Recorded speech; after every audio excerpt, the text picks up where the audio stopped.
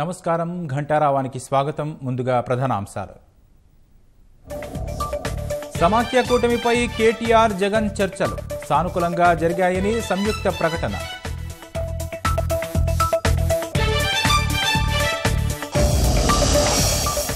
ప్రజల ఆకాంక్షలకు అనుగుణంగా రాజకీయాలుండాలన్న కేటీఆర్, ఎంపీలు కలిసి కేంద్రంపై పోరాడాలని అభిప్రాయపడిన జగన్.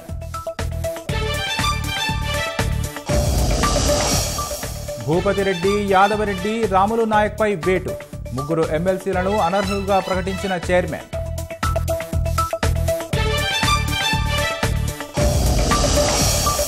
డీజీపీల నియామకంలో 5 రాష్ట్రాలకు చుక్కెదురు, స్థానిక చట్టాల ప్రకారం చేపట్టేందుకు సుప్రీం నిరాకరణ.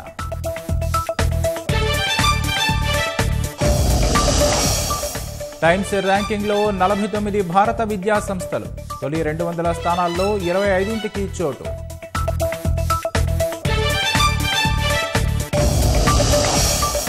ప్రపంచ బ్యాంక్ అధ్యక్ష రేసులో ఇంద్రా నూయి, శ్వేతసౌధం పరిశీలనలో పెప్సికో మాజీ సీఈఓ.